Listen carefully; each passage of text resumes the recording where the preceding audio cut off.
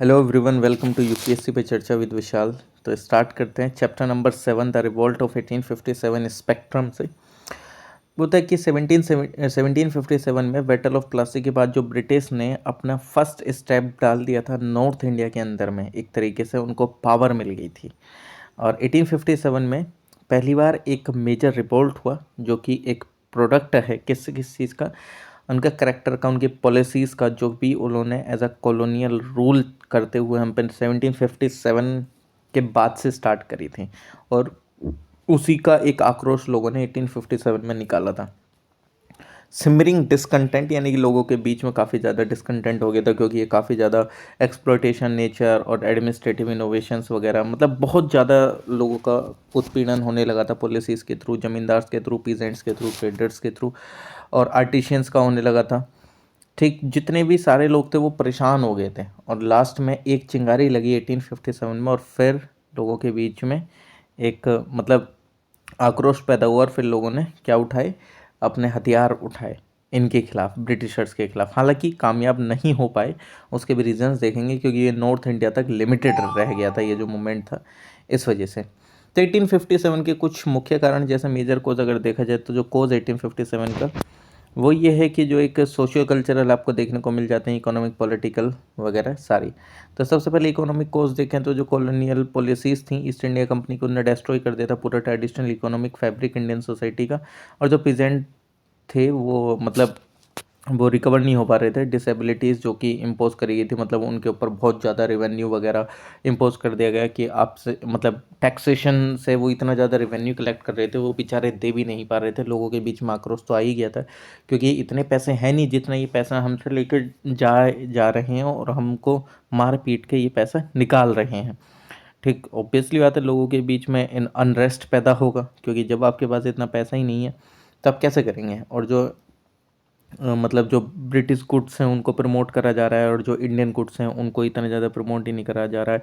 और मतलब कोई भी उनके अलावा, और जब आप इंडियन गुड्स को इतना प्रमोट नहीं कर रहे हैं, ठीक, तो लोगों का जो एम्प्लॉयमेंट है वो भी पूरा ख़राब होगा। ठीक, और जो डिस्ट्रक्शन होगा पूरे इंडियन हैंडीक्राफ्ट का, क्योंकि इन्होंने मॉडर्न इंडस्ट्रीज डेवलप कर ली थी अपनी। ठीक, यहाँ से सामान लेके जा रहे हैं, अपने वहाँ बना रहे हैं, फिर मतलब देख रहे हो क्या हो रहा है, भारत से सामान लेके जा रहे हैं, ब्रिटेन में बना रहे हैं, और फिर वो सामान भारतीयों को ला के बेच रहे हैं। ठीक, अब बेचारे भारतीय क्या करें, उनके पास तो पैसे उसे कुछ भी नहीं बचे ना, सारी चीज़ें तुमने डिस्ट्रॉय कर दी हैं। ठीक, मतलब इतना ज़्यादा टैरिफ वगैरह ये सारे इंट्रोड्यूस करके भी, तो इकोनॉमिक कारण तो ये हो गया था, और प्लस पूरी तरीके से इन्होंने ख़त्म कर दिया था एक तरीके से इंडस्ट्रीज़ को भी। ओके, पूरी जितनी भी इंडियन इंडस्ट्रीज़ थी, और बहुत ज़्यादा मतलब ख़राब कर दी थी इनकी हालत। पॉलिटिकल कोज अगर देखें तो इसमें क्या है कि जो ईस्ट इंडिया कंपनी थी उसकी जो ग्रीडी पॉलिसी थी, जो कि मतलब एक तरीके से ये था कि बेसिकली कि एक लालच भरी वाली, कि ज़्यादा से ज़्यादा अपने अंडर में एरिया करना है, तो वो कौन कौन सी पॉलिसी लिए, मतलब जैसे डॉक्ट्राइन ऑफ लैप्स लिए थे, सब्सिडरी अलायंस लिए थे, इफेक्टिव कंट्रोल करना था पूरी तरीके से।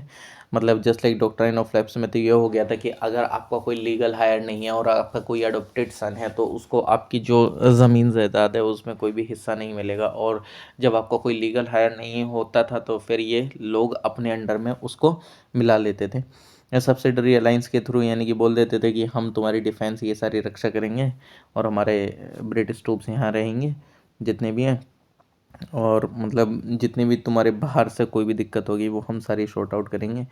मतलब कुल मिला के सारी पावर अपने हाथ में रख ली, उनको कठपुतली बना दिया सब्सिडरी अलायंस में, आप ऐसा समझ सकते हो। ठीक, कि जैसा हम कहेंगे वैसा चलेगा। अब इससे बहुत ज़्यादा और दिक्कत होगी। ओके, और लोगों के बीच में और ज़्यादा अनरेस्ट पैदा हो गया इस सब चीज़ों से भी, क्योंकि सारा चीज़ तुम ही कर रहे हो भाई, तो हम क्या करेंगे।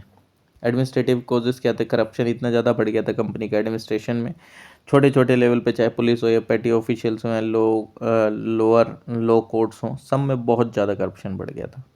ठीक, सोशल रिलीजियस कोर्सेस, वो कोज क्या थे यहाँ पे, कि जो क्रिश्चियन मिशनरीज थे उनको अलाउ कर दिया था बहुत ज़्यादा, और वो मतलब अपना आपको बहुत अच्छे तरीके से एक लार्ज लेवल में प्रमोट कर रहे थे क्रिश्चियनिटी को। ठीक, और मतलब अगर आप देखें तो जो ये अटेम्प्ट करे गए थे सोशल रिलीजियस रिफॉर्म करे गए थे, हालांकि कुछ रिफॉर्म सही भी थी, जैसे अबोलिशन कर दिया गया था सती का सपोर्ट कर रहा था विडो मैरिज का, वुमेन एजुकेशन का। तो ये काफ़ी ज़्यादा जो लार्ज सेक्शन थी उस समय इंडिया की, तो वो इस चीज़ को ऐसे देखती थी कि अरे हमारे कानूनों में या जो हमारी चीज़ें हैं उनमें ये बाहर के लोग क्यों इंटरफेयर करेंगे और क्यों इन सब चीज़ों को बदलेंगे। ठीक, हालांकि ये जो चीज़ें थी ये थोड़ी सही थी, कोई दिक्कत नहीं है, ये एबोलिशन हुआ। बट हाँ, उस समय जो सोच थी वो तो यही थी ना कि बाहर वाले लोग इस तरीके से कैसे कर सकते हैं हमारे कस्टम्स में ये इस तरीके से चीज़ों को।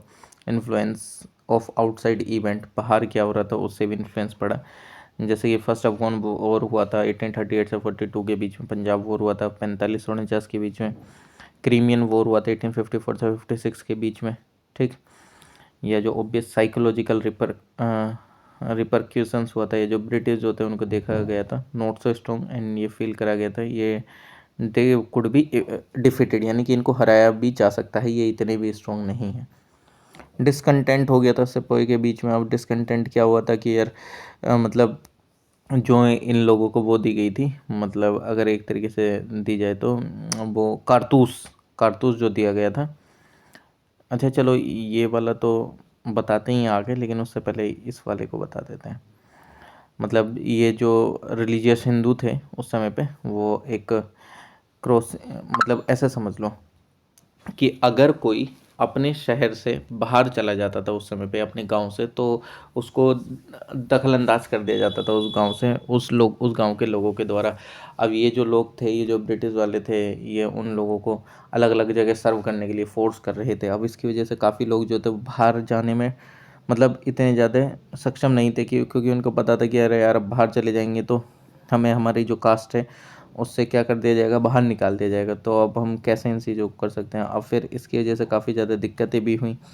ठीक, और जब इतने ज़्यादा दिक्कत हुई तो काफ़ी सारे लोग जाना भी नहीं चाहते थे, लेकिन वही है कि ना वो ज़बरदस्ती करते थे बहुत ज़्यादा। ठीक, अब जब बहुत ज़्यादा ज़बरदस्ती करेंगे तो फिर क्या ही करना पड़ेगा। Okay, beginning and spread of the revolt. एक स्पार्क क्या हुआ, जो एक तो सबसे पहले एक ये खबर फैली कि ये जो आटे में जो है ये बोन डस्ट मिलाते हैं। बोन डस्ट यानी कि आटे आटे के अंदर में ये जो हड्डियां हैं उनको पीस के मिलाते हैं। और प्लस क्या हुआ कि जो राइफल्स की जो कारतूस प्रोवाइड करी गई हैं उन पे वीफ एंड पिग का फैट लगा हुआ है। ठीक, अब इस सारी चीज़ों से लोग एकदम पूरी तरीके से मतलब ऐसे समझ लो बहुत ज़्यादा आक्रोशित हो गए। क्यों? क्योंकि इस सबसे पहली बात इनको बताई भी नहीं गई थी कि ये जो कार्टिजेस हैं उसके अंदर में इस तरीके से पिग एंड बीफ का जो फैट है वो लगा हुआ है। क्योंकि एक तो पहली बात उस समय पे डिस्क्रिमिनेशन इतना चलता था हर एक चीज़ों का, और जो ब्राह्मण लोग थे वो तो बिल्कुल भी नहीं कर सकते थे इस चीज़ को बर्दाश्त। लेकिन तब भी इन लोगों से, क्योंकि उस टाइम पे क्या होता था कि जो गोली थी उसको मुंह से थोड़ा सा छील के तब लगाना पड़ता था एक तरीके से, जो कवर वगैरह हटा के, और जब वो मुंह में लगाएंगे तो उनके मुंह में वो पिग एंड बीफ जाएगा, मतलब मुंह से टच होगा। अब ये सारी चीज़ ने पूरा एक स्पार्क दे दिया था। ठीक, तो फिर ये जो स्टार्ट होता है मेरठ में, कि लगभग जो रिवोल्ट है वो मेरठ में, जो कि 58 किलोमीटर है दिल्ली से, 10 मई 1857 को लोग गैदर होते हैं। और पूरी तरीके से अच्छे, और फिर बाद में जो वास्ट एरिया है पंजाब का है नॉर्थ साइड में, और जो नर्मदा है साउथ बिहार में, in the east and Rajputana in the west, यानी कि हर जगह ये जो है ये रिवोल्ट चालू हो जाता है इनके खिलाफ में। तो लेकिन मेरठ के इंसिडेंट से पहले क्या हुआ था कि जो 19 नेटिव इन्फेंट्री थी पैरामपुर वेस्ट बंगाल में, वो रिफ्यूज़ कर देती है यूज़ करने को एनफील्ड राइफल को। ठीक, जो कि म्यूटनी हुई थी वहीं पे छोटी मोटी फरवरी 1857 में। ओके, तो जो young सपोइटर 34th infantry Mangal Pandey, वो भी इस चीज़ का यूज़ करने से मना कर देते हैं। ठीक, और बेसिकली क्या होता है कि फिर ये उनके खिलाफ एक मोर्चा खोल देते हैं और he was over powered and execute कर दिया जाता है इनको 8 अप्रैल को। ओके, और जो 7th अवध रेजिमेंट थी वो भी इस तरीके से मतलब मना कर देती है अवध की कि हम भी इस तरीके से यूज़ नहीं करेंगे। फिर बाद में धीरे धीरे ये जो ज्वालामुखी है वो सब जगह फैल जाती है। ओके, और अप्रैल में भी ये एक्सप्लोजन हो जाता है। 24 अप्रैल को 90 मैन जो थे थर्ड नेटिव इन्फेंट्री के, वो भी रिफ्यूज़ कर देते हैं इन सब चीज़ों को करने से। और फिर ये लोग आक्रोशित होकर उनके खिलाफ क्या कर देते हैं, जंग छेड़ देते हैं। ओके,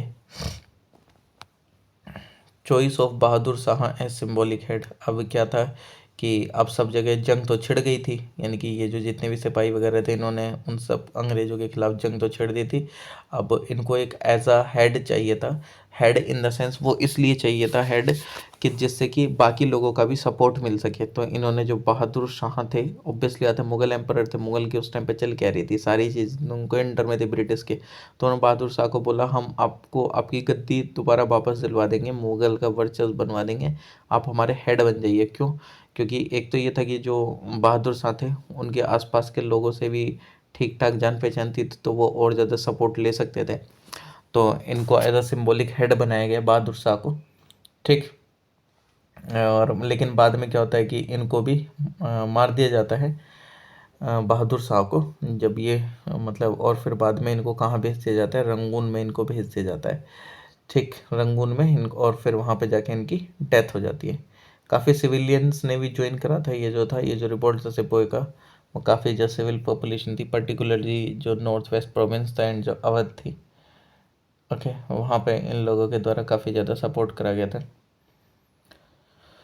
और वाइड स्प्रेड पार्टिसिपेशन देखने को मिला था pageantry, artisan, shopkeepers, day labourers, जमींदार एंड रिलीजियस मेंडिकेंट्स का, प्रीस्ट का, सिविल सर्वेंट्स वगैरह, इन सब का, सब लोगों ने। ओके। और एक एस्टिमेट के अकॉर्डिंग जो टोटल नंबर था लगभग अबाउट 1,50,000 जो मैन थे वो मरे थे फाइट करते हुए इंग्लिश से अवध में, और जिसमें कि 1 लाख सिविलियंस थे, 1 लाख से ज़्यादा ही। Storm centre and leaders revolt के, दिल्ली में जो नॉमिनल एंड सिंबॉलिक लीडरशिप जो थी वो बिलोंग करती थी मुगल एम्परर को। और जो बहादुर शाह थे, जो कि रियल कमांड थी उनके हाथ में, with a court of soldier, जो कि हेड करे जा रहे थे जनरल वक्त खां के द्वारा, जो कि लेड कर रहे थे रिवोल्ट बरेली के ट्रूप्स का, और वो उन सबको दिल्ली लेके आए थे। ठीक। और जो court conducted the affairs of the state in the emperor और in the name of the emperor, जो बहादुर शाह के नाम पे ही ये सारी चीज़ें करी जा रही थी। वही मैंने आपको रीज़न बताया, जिससे कि आसपास के लोगों को भी ये इकट्ठा कर सके रिवोल्ट के लिए। कानपुर में जो है वो कर रहे थे नाना साहेब, जो कि अडोप्टेड सन थे लास्ट पेशवा बाजीराव सेकंड के, तो वो नेतृत्व कर रहे थे अपना वहाँ पे अच्छे तरीके से। लेकिन क्या होता है, सर यूज व्हीलर जो कि कमांडिंग थे उस समय पे, तो वो सरेंडर कर देते हैं इनके सामने 27 जून 1857 को, एंड उनको मार दिया जाता है सेम डे पे ही। ठीक। इनके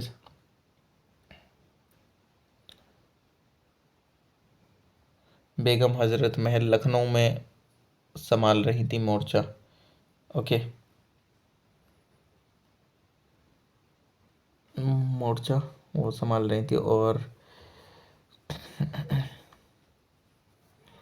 इनके जो बेटे थे ब्रिटिश कादिर, वो उन्होंने प्रोक्लेम करा Nawab and regular administration was organised with important offices, जो कि शेयर करा गया था इक्वली मुस्लिम्स एंड हिंदूज़ के द्वारा। तो हेनरी लॉरेंस जो थे ब्रिटिश रेसिडेंट यूरोपियन इनहेबिटेंट, वो कुछ लोकल सिपाही के साथ शेल्टर लेते हैं इनके रेसिडेंस में, ये जो रेसिडेंस है, beside by the Indian rebels. And जो सर हेनरी थे वो, उनकी भी मृत्यु हो जाती है इस समय पे। और जो कमांड थी बेसाइड गैरिसन की, वो developed on brigadier English who held out against heavy odds। और जो early attempt of sir Henry Havelock and sir James Outram to recover Lucknow met with no success, यानी कि पहले तो ये आते हैं कि चलो लखनऊ को हम कब्जा कर लेंगे, sir Henry Havelock and sir James Outram, ठीक, लेकिन नहीं हो पाती है success. Finally sir Colin Campbell आते हैं, जो कि न्यू कमांडर इन चीफ थे। ठीक। तो with the help of Gorkha regiment ये उनको इवैक्यूएट कर देते हैं। और 1858 में जो सिटी थी वो फाइनली रिकवर कर ली जाती है ब्रिटिशर के द्वारा। और गुरिल्ला वॉरफेयर एक्टिविटी जो थी कंटिन्यू रहती है सितंबर तक उसी साल के। बरेली, जो कि खान बहादुर एक डिसेंडेंट थे, फॉर्मर रूलर थे रुहेलखंड के। और अगर आप देखें तो इन्होंने ऑर्गेनाइज करा था 40,000 सोल्जर्स को, और काफ़ी ज़्यादा रेजिस्टेंस क्रिएट कर रहा था ब्रिटिशर्स के खिलाफ। बिहार में जो रिवॉल्ट था वो लेड करा जा रहा था कुंवर सिंह के द्वारा, जो कि ज़मींदार थे जगदीशपुर के एंड ओल्ड मैन थे, सेवेंटीज़ के सेवेंटीज़ के थे। और इन्होंने काफ़ी ज़्यादा अच्छे से ज्वाइन करा सपोज को, जिस टाइम पे वो आ रहे दीनापुर या दानापुर पहुँचे थे। मौलवी मौलवी अहमदुल्ला जो कि फैजाबाद के थे, ये अनदर आउटस्टैंडिंग लीडर थे रिवोल्ट के। नेटिव थे मद्रास के, एंड ये फैजाबाद चले जाते हैं इन द नॉर्थ, जहाँ पे उन्होंने स्टिफ बैटल लड़ी अगेंस्ट ब्रिटिश ट्रूप।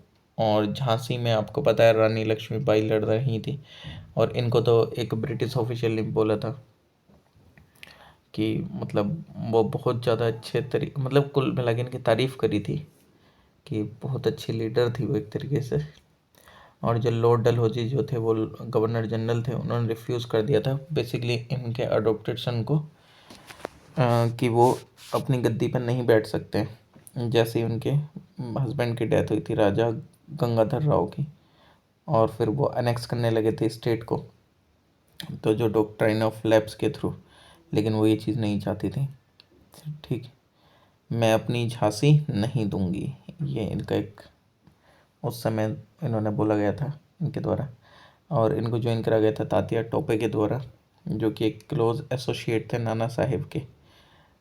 ठीक, after the loss of Kanpur, जो रानी थी झांसी की और तात्या टोपे थे, उन्होंने मार्च करा ग्वालियर की तरफ, जहाँ पे इनको हेल करा गया इंडियन सोल्जर्स के द्वारा। और जो सिंधिया थे लोकल रूलर, उन्होंने डिसाइड करा कि वो इंग्लिश के साइड जाने का।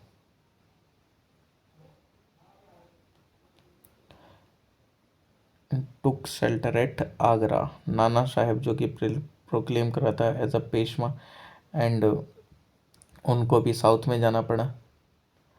ठीक, ग्वालियर जो कि रिकैप्चर कर लिया गया था इंग्लिश के द्वारा जून 1858 में।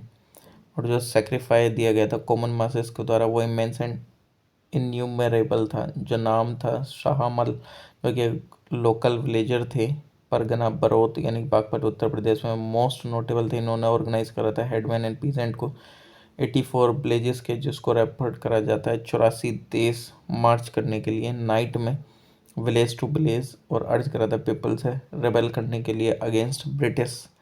और जो पीपल थे उन्होंने अटैक करा था गवर्नमेंट बिल्डिंग्स को, डिस्ट्रॉय करे थे ब्रिजेस रिवर्स के ऊपर, एंड काफ़ी ज़्यादा डगअप कर दिया था मेटल रोड्स को, और partially to stop government forces from coming into the area, और मतलब उनको रोकने की पूरी कोशिश करी थी।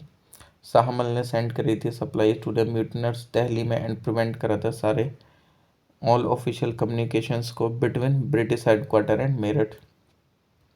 इन्होंने हेडक्वार्टर बनाया था at the bungalow of an irrigation department Yamuna नदी के किनारे, एंड सुपरवाइज करा था एंड कंट्रोल करा था ऑपरेशन यहीं से। इनफैक्ट जो बंगलो था वो एक हॉल ऑफ जस्टिस में बदल दिया गया, जो कि रिजॉल्व कर रहा था डिस्प्यूट एंड जजमेंट वगैरह दे रहा था, और ऑर्गेनाइज करा था कि effective network of intelligence short duration के लिए।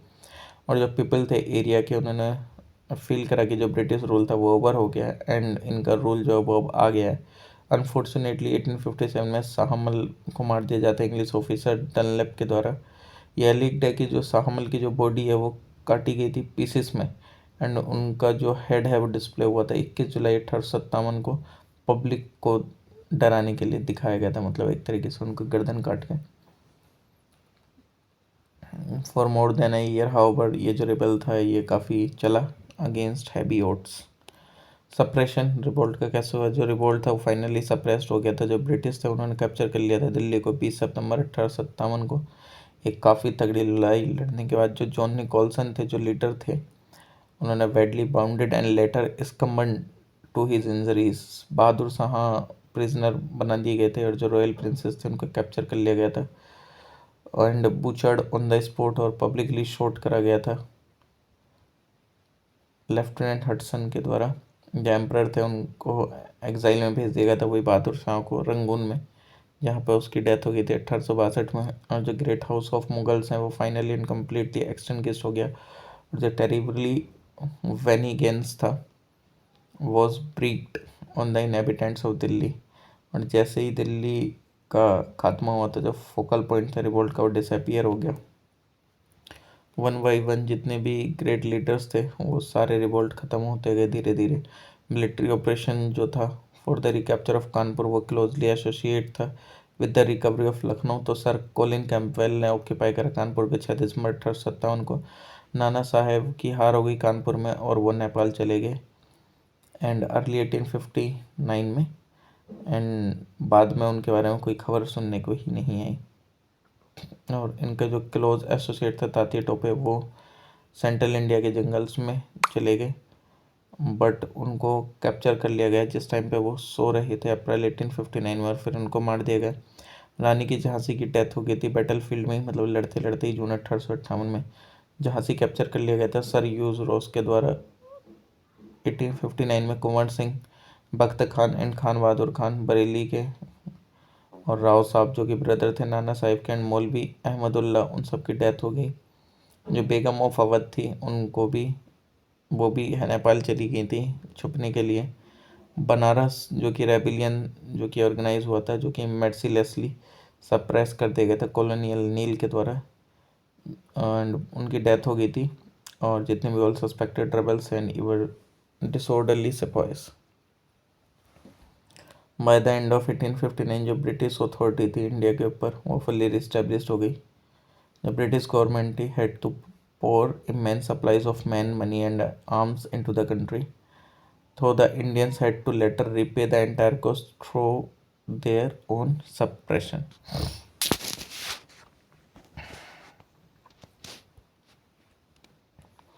Why the revolt failed? तो जो आप अगर देखेंगे तो ऑल इंडिया पार्टिसिपेशन इसमें नहीं था। ये जो लिमिटेड था टेरिटोरियल जो स्प्रेड था वो इसका लिमिटेड हो गया था, मतलब नॉर्थ वाली साइड में आपको ज़्यादा देखने को मिलेगा, eastern southern and western part में यहाँ पे कुछ भी ऐसे आपको कोई रिवोल्ट वगैरह ये देखने को नहीं मिल रहा था। और जो जितनी भी क्लासेस थी उन्होंने ज्वाइन नहीं करा था, जो सर्टेन क्लासेस थे एंड ग्रुप्स थे उन्होंने ज्वाइन ही नहीं करा, और रिवोल्ट में पार्टिसिपेट ही नहीं हो पाए। जितने भी बिग जमींदार थे उन्होंने एक प्रीक वोटर्स टू स्टॉर्म की तरह एक्ट करा। जो ताल्लुकदार थे उन्होंने भी प्रॉमिस करा, बट इस तरीके से उन्होंने भी अपना प्रॉमिस नहीं निभाया। ऐसी मनी लेंडर मर्चेंट्स थे, ठीक। इसके अलावा अगर आप देखेंगे जो जितने भी एजुकेटेड इंडियंस थे उन्होंने देखा कि ये जो रिवोल्ट है ये एक बैकवर्ड है, तो एक बैकवर्ड की तरह उन्होंने इसके ऊपर एज अ अपना व्यू रखा, ठीक। और इन लोगों के जो हैं ये कुछ ज़्यादा ही होप्स हैं कि जो ब्रिटिशर्स हैं वो चले जाएंगे एक तरीके से, कुछ लोग ये भी सोच रहे थे। और काफ़ी जो इंडियन रूलर थे उन्होंने सीधे सीधा ज्वाइन करने से मना कर दिया था, और उन्होंने काफ़ी हेल्प भी पहुंचाई थी ब्रिटिशर्स को, समझ रहे हैं, मतलब ब्रिटिशर्स को हेल्प कर रहे हैं। रूलर जिन्होंने पार्टिसिपेट नहीं करा था जैसे सिंधिया थे ग्वालियर के, तो झांसी के ही अगेंस्ट में ब्रिटिशर्स के साथ मिल गए थे एक तरीके से। होलकर इंदौर के जो रूलर्स थे, पटियाला के थे, सिंध एंड अदर सिख, महाराजा कश्मीर, इन सब लोगों ने मना कर दिया था। पुअर आर्म्स एंड इक्विपमेंट, मतलब भारतीयों के पास जितने भी जो सोल्जर्स थे हमारे, उनके पास इतने ज़्यादा अच्छे से लड़ने के लिए हथियार वगैरह नहीं थे, लेकिन यूरोपियन सोल्जर्स के पास पूरा एकदम लेटेस्ट वेपन था, लाइक एनफील्ड राइफल वगैरह, हर एक चीज़। इलेक्ट्रिक टेलीग्राफ था कम्युनिकेट करने के लिए तुरंत, ठीक। अनकोऑर्डिनेटेड पुअरली ऑर्गेनाइज्ड था ये, ठीक, मतलब कोई भी कोऑर्डिनेशन नहीं देखने को मिलेगा, ना ही कोई सेंट्रल लीडरशिप थी जिससे कि सारे लोग एक ही लीडर के अंदर में आ सकें। लेकिन ईस्ट इंडिया कंपनी में तो पूरी जो सर्विस है पूरी एक लीडरशिप के अंडर में चलती है। नो यूनिफाइड आइडियोलॉजी, कोई भी एक आइडियोलॉजी थी ही नहीं, यानी कि अंडरस्टैंडिंग ही नहीं थी कुछ भी कि किस लिए हम लड़ रहे हैं किस लिए नहीं, बस सिर्फ लड़ना है, ठीक। सबका कुछ कुछ का एक का अलग अलग इंटरेस्ट भी था कि हाँ हमें इसलिए लड़ना है इसलिए नहीं लड़ना है, ओके। और इसके अलावा अगर आप देखेंगे तो हिंदू मुस्लिम यूनिटी फैक्टर, यानी कि इस एंटायर रिवोल्ट में कंप्लीट कोऑपरेशन आपको देखने को मिला। हिंदू एंड मुस्लिम हर एक लेवल पे पीपल, और जो सोल्जर थे और लीडर्स थे उन सब में जितने भी रेबल्स थे, जैसे कि बहादुर शाह जफर एक मुस्लिम थे, एम्परर थे। फर्स्ट इम्पल्स हिंदू से पोए का मेरठ में हुआ, दिल्ली की तरफ आए, मुगल इम्पीरियल कैपिटल थी जो कि, और मौलाना आज़ाद के अकॉर्डिंग जो दो फैक्ट स्टैंड आउट करते हैं clearly in the midst of tangled story of the rising 1857। पहली तो ये रिमार्केबल सेंस ऑफ यूनिटी देखने को मिला हिंदू एंड मुस्लिम में भारत के अंदर, और दूसरा की एक डीप लॉयल्टी देखने को मिली जो पीपल फेल्ट करते थे मुगल क्राउन के लिए। रेबल्स एंड जो सिपाही थे बहुत हिंदू एंड मुस्लिम थे, जो कि रेस्पेक्ट करा एक दूसरे के सेंटीमेंट को, इमीडिएट बैन करा काउ स्लॉटर जो कि ऑर्डर करा गया था once the revolt was successful in a particular area. और जो हिंदू एंड मुस्लिम थे उन्होंने रिप्रेजेंट करे अपनी लीडरशिप ठीक। फॉर इंस्टेंस जैसे नाना साहेब हेड अजीमुल्ला एक मुस्लिम थे, एन एक्सपर्ट थे पॉलिटिकल प्रोपेगेंडा में। ठीक। तो वो इनको पूरी तरीके से गाइड वगैरह कर रहे थे। लक्ष्मी भाई जिनको सॉलिड सपोर्ट था अफगान सोल्जर्स का। Okay. Next, nature of the revolt. काफ़ी डिफरेंट डिफरेंट व्यू हैं इस चीज़ को लेके। कुछ लोग इसको सिपाही म्यूटनी बोलते हैं, कुछ लोग एक होली अनपेट्रियोटिक एंड सेल्फिश म्यूटनी बोलते हैं, जिसमें कोई लीडरशिप ही नहीं है, ना ही कोई पॉपुलर सपोर्ट है। ठीक। ये सर जॉन सीली के द्वारा बोला गया। डॉक्टर के दत्ता।